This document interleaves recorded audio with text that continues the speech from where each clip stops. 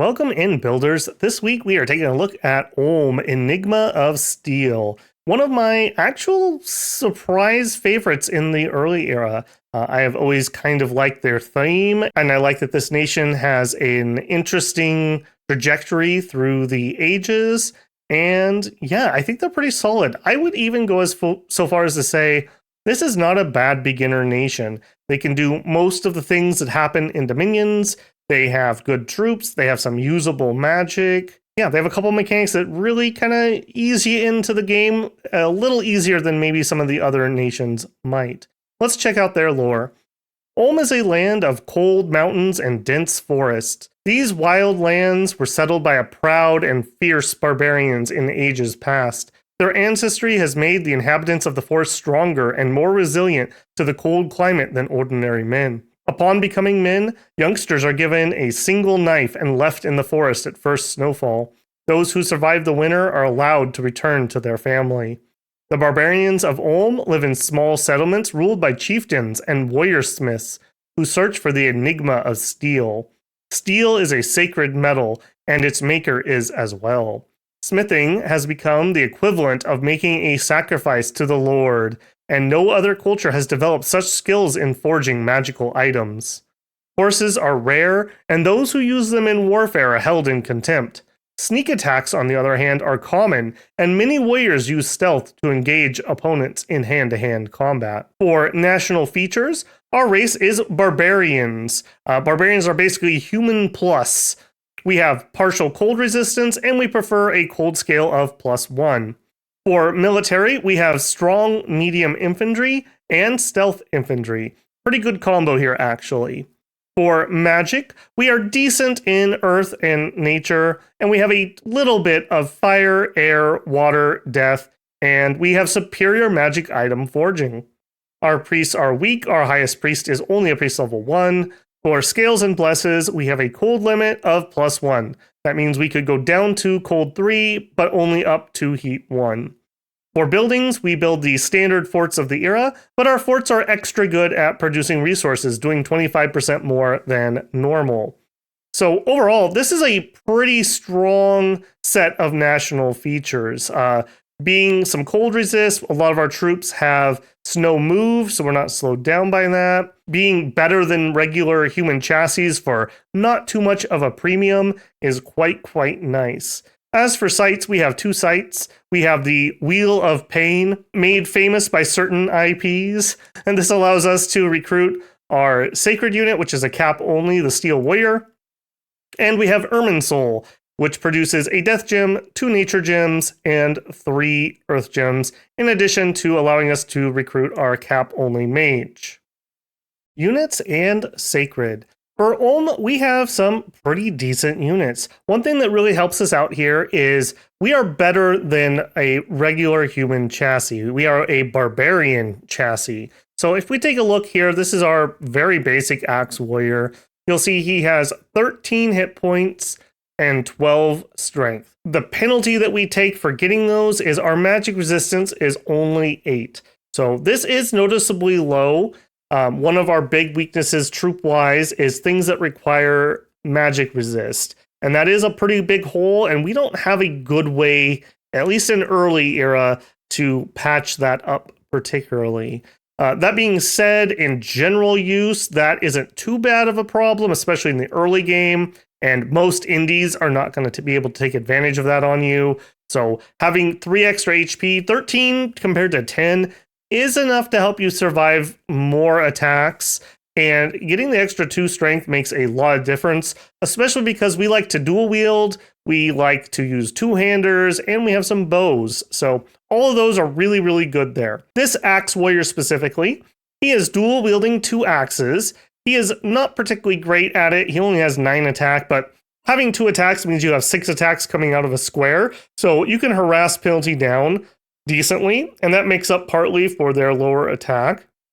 In addition, you hit for 20 slashing damage, so if you hit, that is gonna hurt. I mean, average armor in the early age for armored troops is probably protection 10, and you have double that on damage.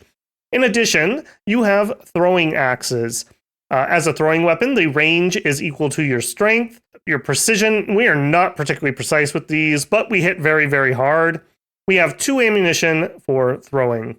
I actually like these quite a lot. We have a couple different varieties of axe throwing infantry, and I like them a lot for expansion. They hit harder than most javelins, and because they are relatively short range, they are relatively accurate, although not the best. And because you can use these guys in quite large numbers for 10 gold, 10 resources, 9 recruitment, just like with sticks and stones, it's less about the individual accuracy and more about just putting numbers in the air. So I think these guys will surprise you with how effective they can be. For his traits, we have the standard cold resistance 5. We have snow move. This is one of our stealthy troops. He has mountain survival. He has forest survival. He is a skirmisher. Skirmisher means you can be in sparse formations and not take the penalty for doing that. So if you are going up against a large mass of archers or other projectile throwers, or maybe even magic, you can spread yourself a lot thinner and thus take less damage from that. In addition, he is ambidextrous, which lowers the penalty for dual wielding a little bit.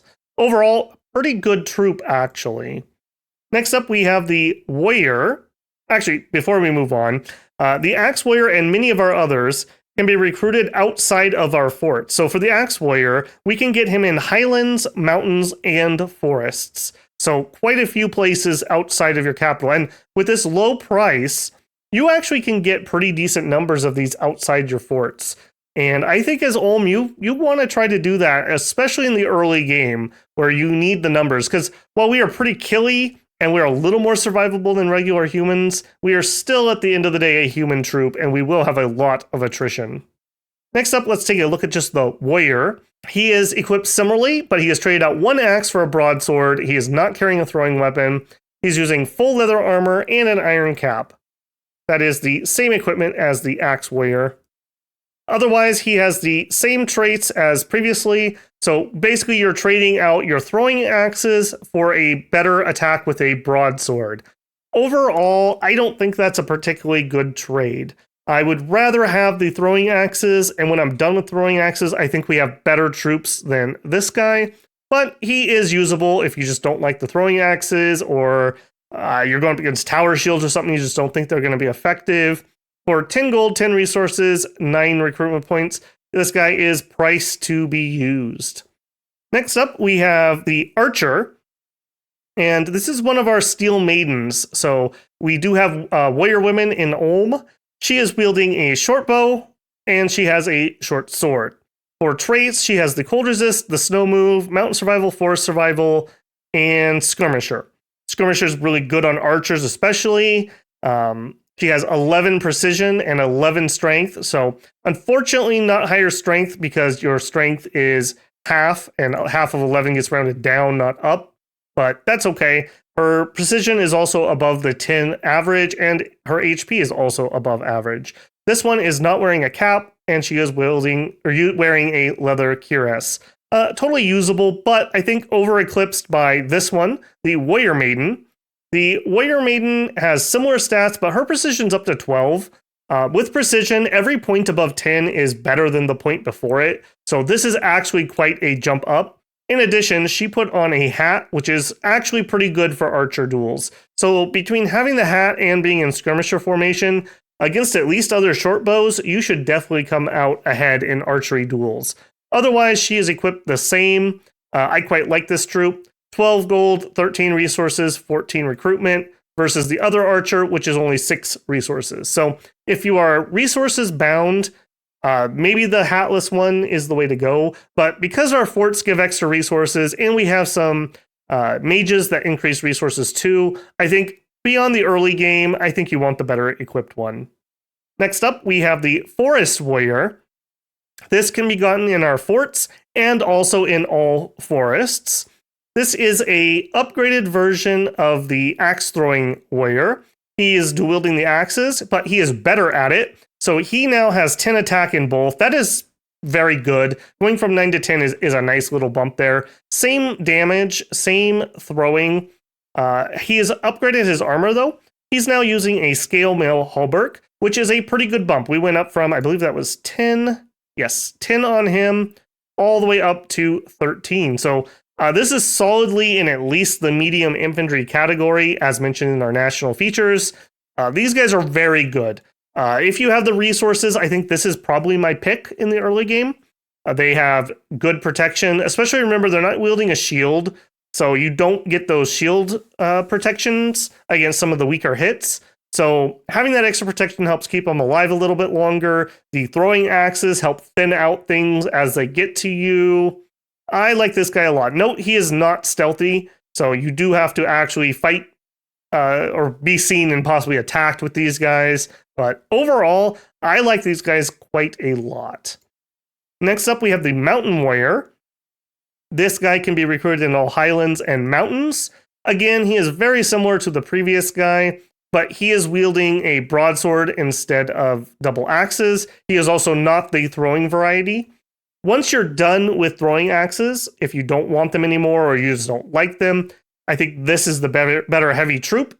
We have 10 attack with the axe, but we have 11 on the broadsword. Reason being, broadswords are +1 attack weapons and +1 defense, actually. So our defense here is 10, whereas on the Forest Warrior, it is only 8. So this is a better line troop. You have 13 protection, you have 10 defense. You're going to have 3 of these in a square with 6 attacks going out, and half of which will be at attack 11. Very nice troop. Again, not even really breaking the bank, especially because we'll have extra resources as Ulm. So a very, very nice troop here. Surprisingly killy. Next up, we have Shield Maiden. This is our only shielded troop. If you need shields for whatever reason to counter archers or sticks and stones or whatever it may be, this might be your choice. She is unfortunately using a short sword. I really wish she had a broadsword, but that's okay. In addition to having 11 protection with her scale mail cuirass, the iron cap, and a shield, her defense is 15 because she gets extra parry from that shield. So pretty good chassis overall, definitely usable. Do you need them? I think it just depends on how many arrows are incoming. If you're not getting porcupined, I think the Mountain Warriors are better line troops, but if you need the shield, this is who has it. Next up, we have the Iron Warrior. Less useful perhaps than some of the other ones. He is fort only, so he's not being got from outside of forts. He is the 13 protection, which is good. He has 13 strength, and he is wielding a two-handed maul. So at 12 attack, he's pretty good with it, and he hits for 25 blunt damage. So if you have some big, heavy thing that you need to mash your way through, like you're fighting Abyssian heavy troops or any of the other very, very heavy troops that do exist in the early age, this guy can squash some fools. Also, it is blunt damage, so at times that can be useful against inanimates, etc., etc. And 25 is very respectable. In addition, as a two-handed weapon, if you can give him some strength buffs, which we do have the magic paths to do, that will jump up, I believe, to 28 damage, I want to say. I might be slightly off on that, but a decent amount. Very usable, but I wouldn't get these for general use. I would only pick these guys up if I needed to, because the difference between one attack at 25 damage and 2 attacks at 18 and 20, I think I generally prefer this, but when you need something to squish something, you got them. Next up, we have Steel Maidens. Steel Maidens are dual-wielding short swords. These ones I struggle with a little bit. They only have the 11 protection, so the 13 is higher on like the Mountain Warriors or the Forest Warriors. They do have a bit better defense, so if you're fighting like maybe a Garthan troops and they're just absolutely garbage attackers, maybe the extra defense makes up for the protection. And she is really good with these at 12 attack, 12 attack. It also brings in a melee attack that has pierce damage, if that's relevant. Cool unit. I like the theme. I think we have better dual wielders, though, unfortunately for her. Finally, we have our Sacred unit, the Steel Warrior. Not the best Sacred out there, but not the worst by a long shot either. So these are cap only. 28 gold, 17 resources, 31 recruitment points, which is a smidgen high. They still have that hole in their magic resistance. However, these are really tough dudes. He has 15 hit points. That's really good. That's 50% more than a regular human.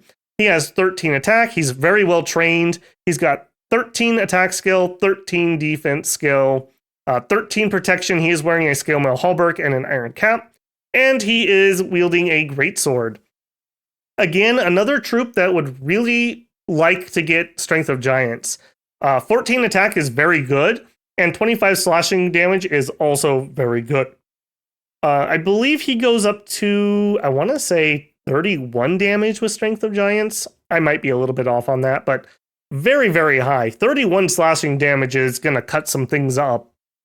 For traits, he has our standard traits, the Skirmisher, the Survivals, the Snow Move, and the Cold Resist. His is up to 10. And of course, he is Sacred.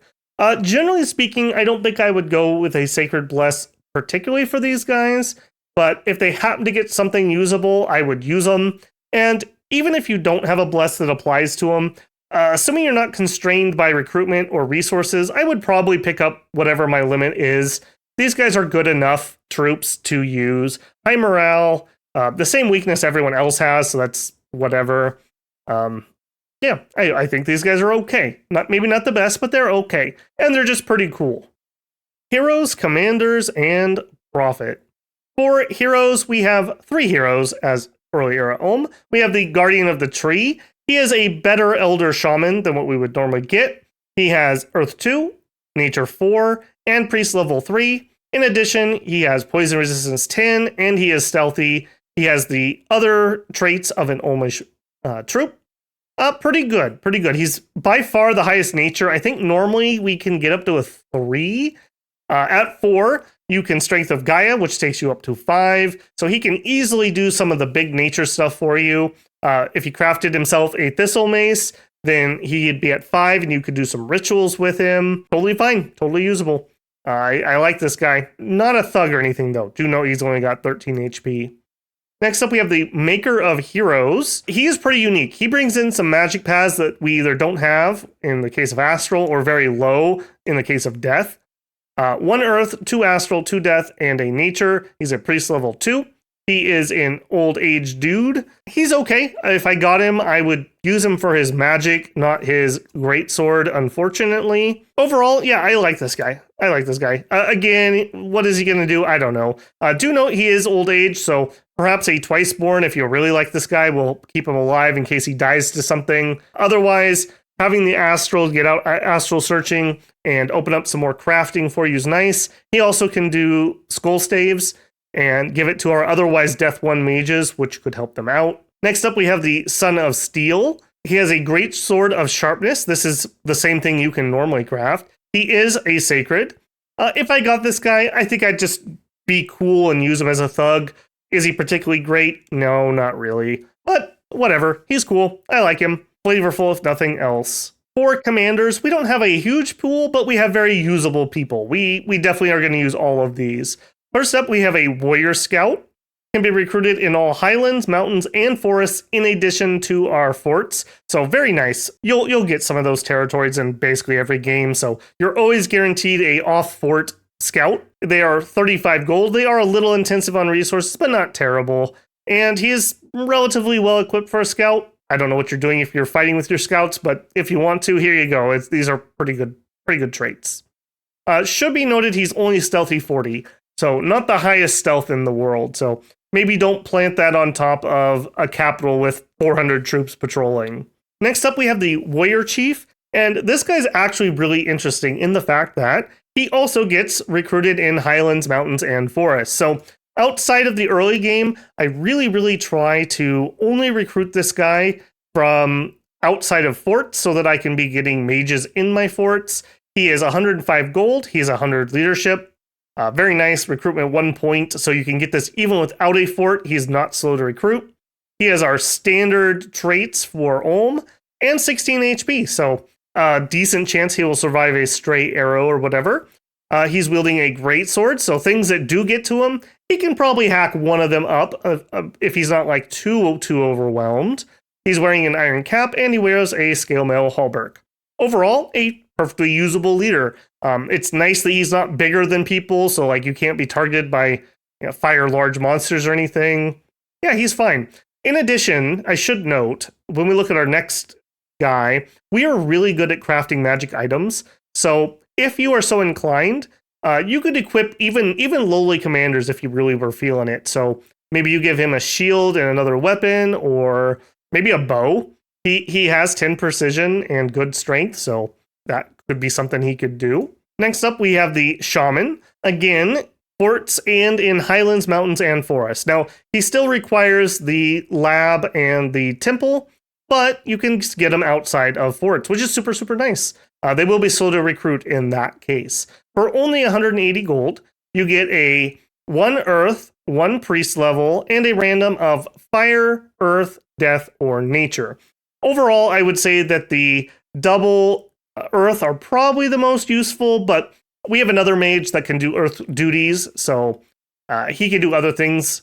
The death ones are really nice. I will show you some death things we can do, but those are nice to get out there and get searching. Do note, he is 72 gold per year for only 7 research, so right at the bare minimum cusp of what I consider efficient, because he has the inept researcher, unfortunately.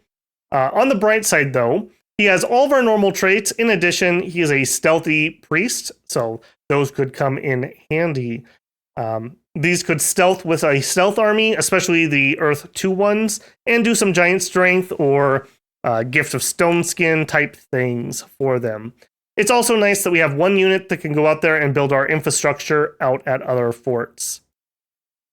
Next up, we have the Warrior Smith.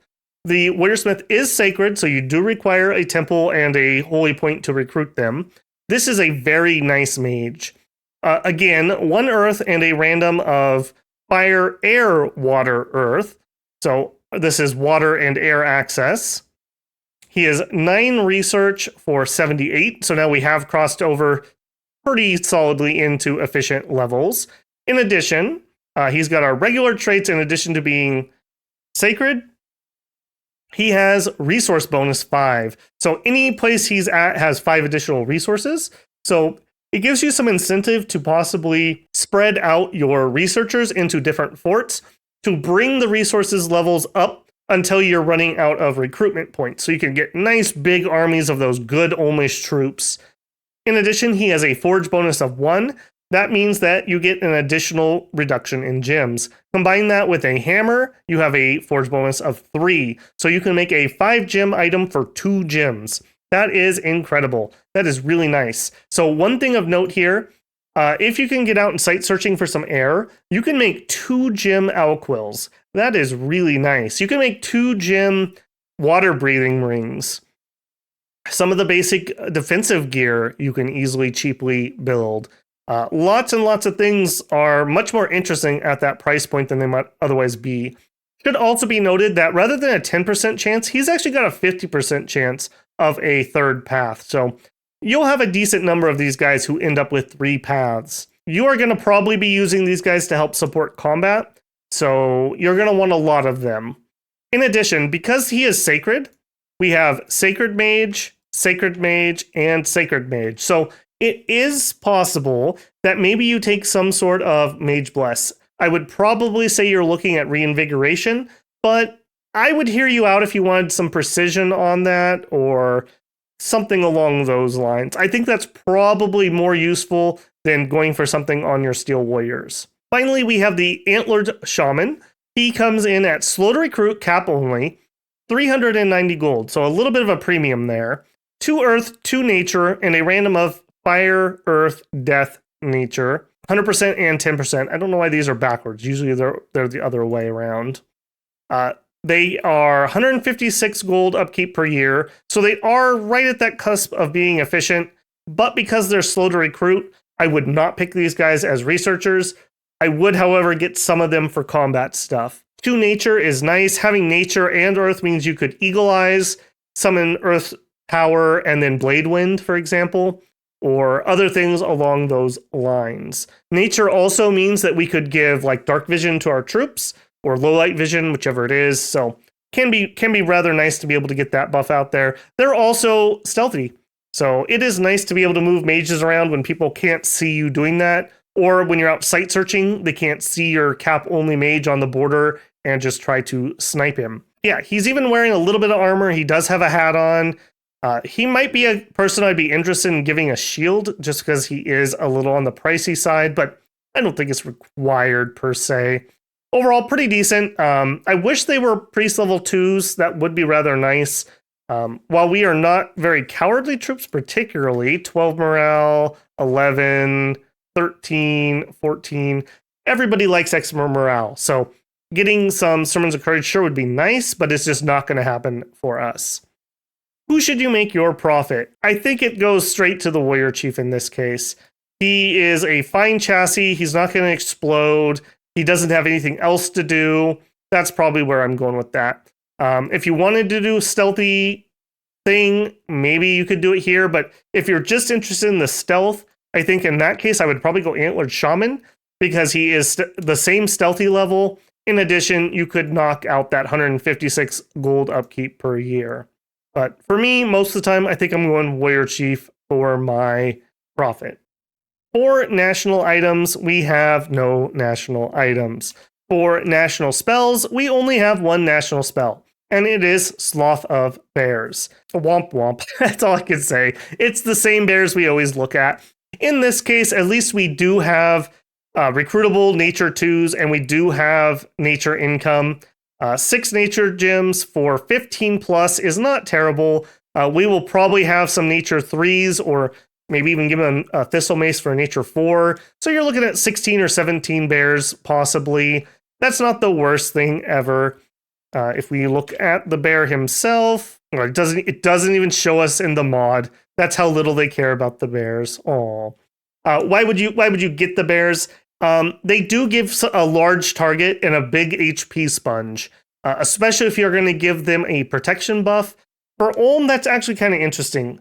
We don't have the best defensive troops, and we're not good at tanking magic. So I would much rather the AI throws its magic resist spells into bears, which are not as killy as, like, let's say, a mountain warrior, than into my mountain warriors. So that is an interesting thing there. Otherwise, for magic, I do think we have a lot of things that we want. As previously mentioned, we are really good at construction. So I do not think you would be bad off even just rushing construction 3, especially if you're going to make a concerted effort to try to do some air searching and get some owl quills going. Otherwise, we have a lot of things that we can use. From Conjuration, I do think you go Conj 3. That gets you to summon Earth Power, the all important. In addition, our fire guys with a Jar of Fire could Phoenix Power. Remember, you can make a Jar of Fire for 2 fire gems. That is incredibly efficient as long as you have a hammer. That is very efficient, though. And that'll be a little bit of a surprise, I think, for a lot of enemies. They're not going to expect you to Phoenix Power and then throw some fire stuff around. Or even just like fire resist, cold resist type things. Could be useful there. We can use some elementals. We do have fire, we do have air, we do have water, and we do have earth. So we can do all the elementals if that is something that interests you. Otherwise, I don't think we particularly go super high here, at least not early. In Alteration, because we have good earth people, I do like getting some here. If nothing else, get them some sort of protection spell. Give your nature guys Eagle Eyes, which makes them much less deadly to your own troops. We do have a little bit of death that we can use. I don't know how high you really go here. One major stopping point might be 3 for Personal Iron Skin or 4 for Temper Flesh. Temper Flesh on a guy that's doing Personal Iron Skin and he's wearing some plate armor and he's got a weapon. He's actually relatively tough for a light thug. Maybe that's like an army thug where they're relatively light and they're just mixed in with troops with an area of effect weapon or some sort of counter weapon that you might need. Could be pretty interesting there. Next up in Evocation. Evocation's a little bit iffy to me. The only earth stuff that's really good, like we use iron, so we don't want to rust mist. We could throw some magma bolts. That is possible. We can blade wind, but blade wind, we don't have shields.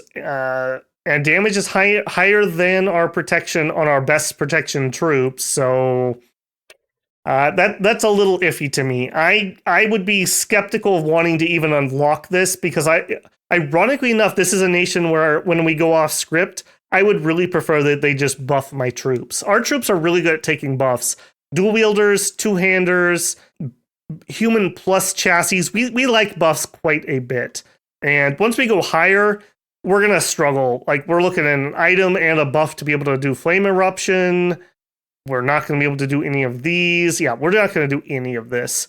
So I would probably stop after 2 if I was going to get some. That would allow our nature guys to do web. Our warriors are stronger than an average human troop, so they have a better chance of getting themselves out if we do friendly fire. In addition, friendly fire with web is a lot better than friendly fire with a blade wind. So food for thought there, to be sure. From enchantment, I do think we want some enchantment. Strength of Giants is really, really good on us. Like, we really, really like that. It makes our already killy troops even more killy. In addition, as previously mentioned, we can get ourselves up to fire 2, and that means we could do fire arrows on our relatively accurate steel maidens. And if you were really all in on that and you went up to flaming arrows up here, I could see you putting these on axe throwers. Because their range is so short, you could have them hold and get the buff before anything gets in range. So you'd at least get both throws off with the buff. Not something super important, but maybe a good surprise tactic, especially if you're going to go this high anyways. Beyond Strength of Giants, which again, I really like. Flying Shield is a nice buff that not too many people can do. We could do poison stuff. We could summon in Clayman to give us something to do with our water gems that we may not otherwise not have anything to do with. Earth Shatter Hammers is another interesting one. Blunt and slash melee attacks will stun on hit. We have people who have both of those things, so could be pretty interesting here. Stunning things lowers their defense greatly, so makes it much easier to hit them. In addition, Weapons of Sharpness is another really good one. Target slashing or piercing melee attack damage gets the AP. And having armor piercing on slashing or better piercing is really, really nice. We're not going to struggle to get through armor particularly, but this will just seal the deal. And this could be really good against fighting like Watchers or a Monolith. So could be pretty good there. You could use some of our like two-handed greatsword guys with AP on it. And I believe this gives them the 50% AP, not the 25 of piercing normally. So that is really, really nice. Unfortunately, the area is small here, but there are bigger versions of it. Here's Earthquake Warriors and then Steel Slice Warriors. We can get up here with a little bit of work, but even if you're starting at Earth 2, you can Earth Power to 3 and then spend 2 gems to be able to cast this. So probably not something you would want to do every fight, but in those big like game-winning battles, you could totally get this off. Pretty nice there. Another thing from enchantment that is it used to be way better in Dom 5, because in Dom 5 before it was patched, if you did reanimation, you got middle-age Ulm skeletons wearing black steel plate. Now, unfortunately, Illwinter figured that out and went and corrected it, but let me show you here. They didn't like shortchange us too badly. So this is one casting from a Death 1 guy, and we have Long Dead of Ulm. So this dude right here has a great sword with 12 attack and 21 damage. That is really good for a Long Dead. In addition, he's wearing a rusted scale mail halberd for 11 body protection. Do note that we can have our head broken if we still have HP. We do not die as undead. So this is a pretty good Long Dead chassis, especially for a human-sized one. In addition, here is a dual-wielding skeleton. Now, unfortunately, he doesn't have the body armor, but skeletons with 2 attacks, sure, I'll take that. And I think we have a couple varieties of that. Maybe those are, yeah, here we go. Here's a dual wielder that also has the Hallberg on. So a protection 12 long dead that's dual wielding. This is really good, to the point that I think purpose making your blessed to include some undead leadership might be in the cards, because otherwise the only people who can do it are our death randoms, and we don't have the highest chances. I think we have 25% chance at best to ferry these guys around, and they're good enough that I think they're worth considering. Now, alternatively, you also could just summon in a Revive King. We could totally bring in a Mound King to lead them around, and that would be totally viable. Either way, I think that's good. Do note that, again, we are really good at construction. So at construction 5, an Amulet of the Dead would add 2 additional long dead to each cast of reanimation. So you'd be getting 12 per cast. That's pretty good, especially because these aren't the junky undead. These are upgraded. Even our worst ones are better than regulars, I would argue. So that could be a little bit of a sneaky thing that we can do. Finally, for enchantment, anti-magic at level 7. If you got that hero, or you made your god with some astral, I do think that would help us a lot. It gives +4 magic resistance, taking us from 8 to 12, which would be a noticeable increase. Like, Winds of Death are going to decimate Ulm. We are going to get absolutely shredded by that. So that is a strong consideration when designing your Pretender. Out of Thaumaturgy, not a ton here. We do have some death stuff, we do have some nature stuff, but nothing I'm like super excited about here. So I don't think we are good at Thaumaturgy in the slightest. Okay, so let's bring all that together.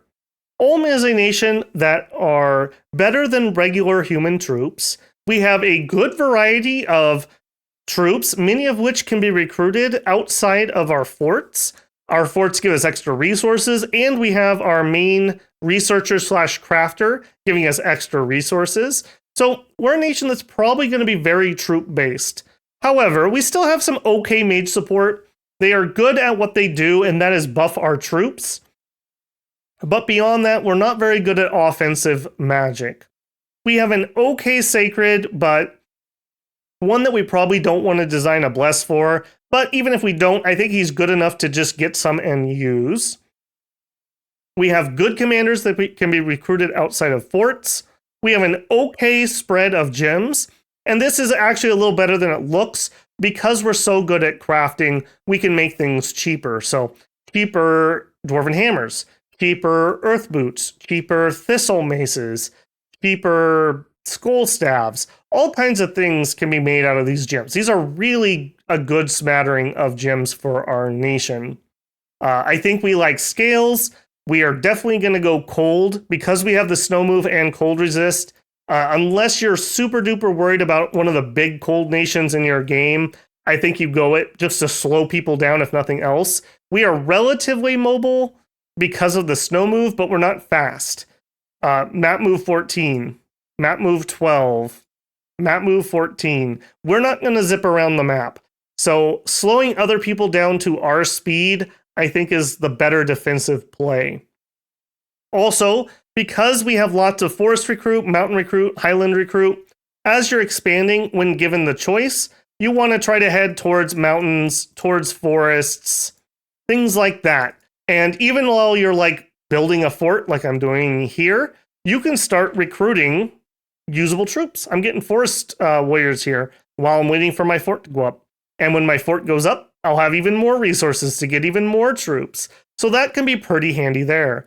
In addition, we have some interesting long dead and the ability to make water breathing rings. So we have an okay chance of getting underwater, especially something easy like this. We have marrows here. We could totally take this. We're not going to be good at it. We're not going to win a war with somebody else who is good at fighting underwater, but we could get down there. We could get down there and take some land if we needed to. Let's take a look at god design. Ulm has a pretty decent spread of gods. We get the kind of Norse pretenders. In addition, we get kind of the Germanic / Frankish / barbarian pretenders. A pretty good mix of super combatant type chassis, and a couple unique Dominion 1 guys. Out of the Dom 4 ones, I think the most interesting things are Irminsul.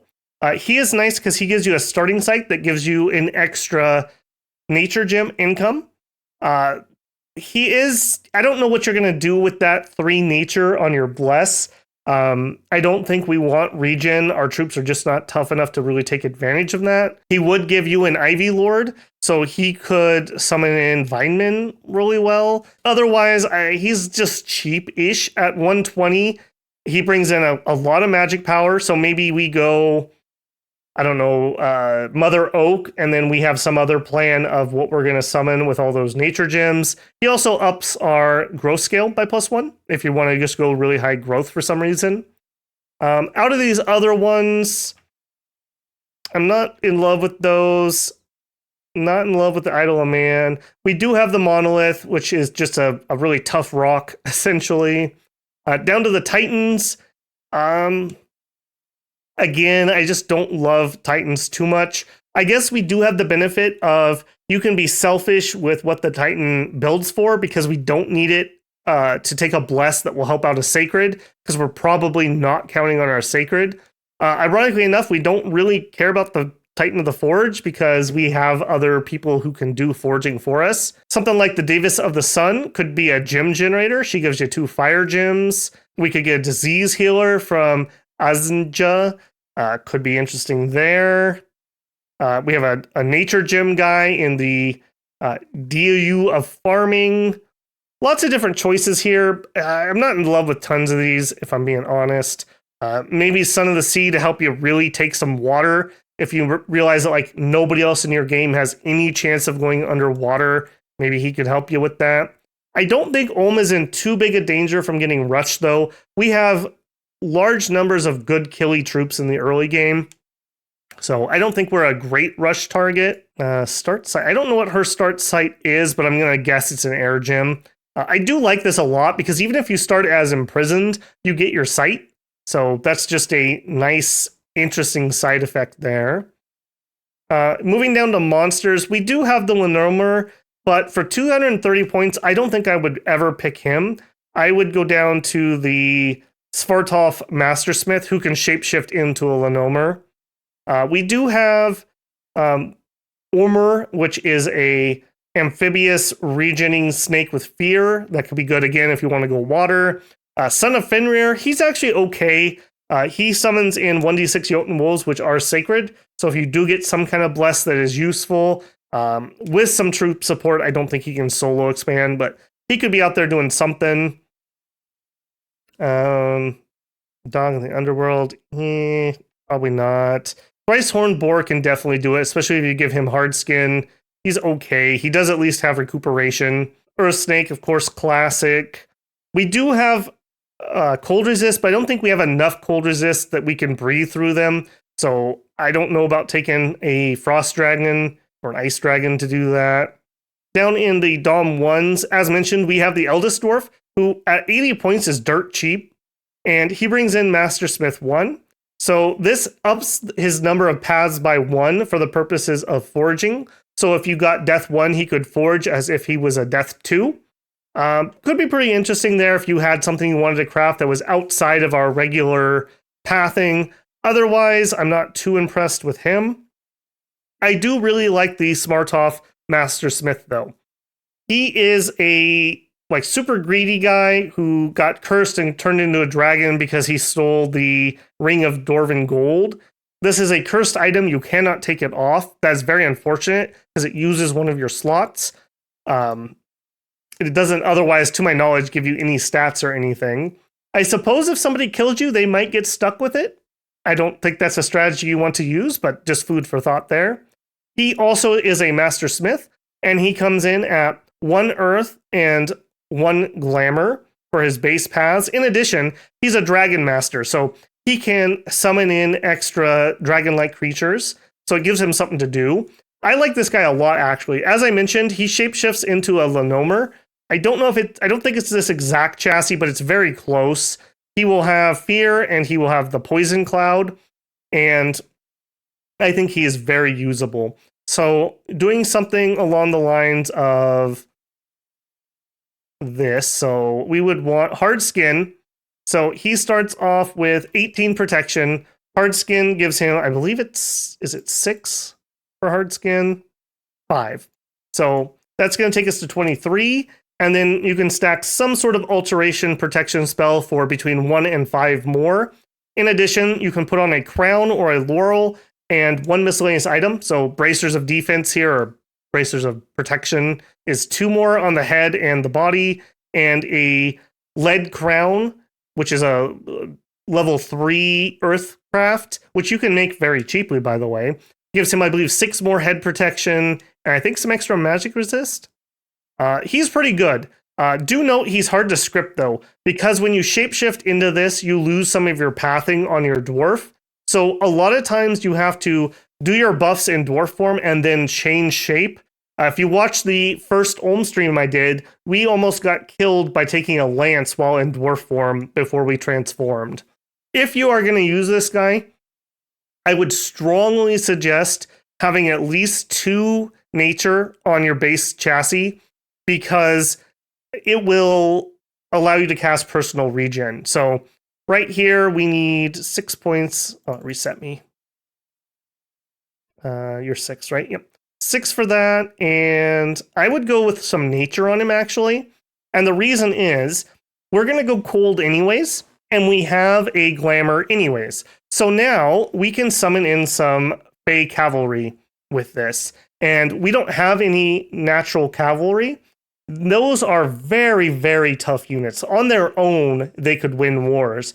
But combine that with good, solid infantry to clog things up, I think that's a very strong thing. Do note you don't have any native glamour income or any glamour mages. So he's going to have to find some glamour income for himself. But it's not super duper rare. And if you can get just a little bit, maybe you could empower and then remote site search with him once he retires from the front lines. For combat with him, you're probably going to do something like summon earth power, personal iron skin, personal regen, shape change, hold or fire, and then fire closest is probably what I would put him on. And that will give you a nice big poison cloud where things will walk into it, including archers, because you'll get surrounded by melee, and the AI won't want to shoot its own units, so the archers will walk closer, and they will walk into the range of your breath before it dissipates, usually. And once he's in combat and swinging, we have 3 attacks. We have Venomous Fangs, we have a Claw attack, and we have a Tail Sweep, which is Area Effect 1. So he's actually pretty killy in combat. So I think when I was running him in my test game, let's see, I was at 23. I think I was at 25 or 26 protection before I got him items. 26-ish is about the threshold of being relatively safe if you're not eating lance hits. In addition, your HP goes up if you are in your own dominion. Don't leave your own dominion because you won't get your blessing. And you can easily regen 20 plus HP per round once you get this HP up a little bit higher from some dominion candles. Once you're done in the early game, he's going to go site search and he's going to go summon in dragons. Whether you get cave drakes or you get draconians or you get, I don't know, ice drakes or swamp drakes, whatever you're summoning in, he gets an additional one. Those spells are a little inefficient. And I mean, I don't love the fact that our god is having to do that, but it's usable. It's fine. It should be noted, our research isn't the best. So I like him as an awake expander. He stays at home. He researches up until you get personal regen, and then he uses personal regen to go out and expand into easy things. And then once you get a protection spell, he can do medium things. And then once you have some decent magic, or you're going to try to do something with troops, he can do hard areas. Do note that that poison cloud he has does not differentiate between friend and foe, and you will quite easily kill off your own army if you're not careful with him. I don't really like him in army combat.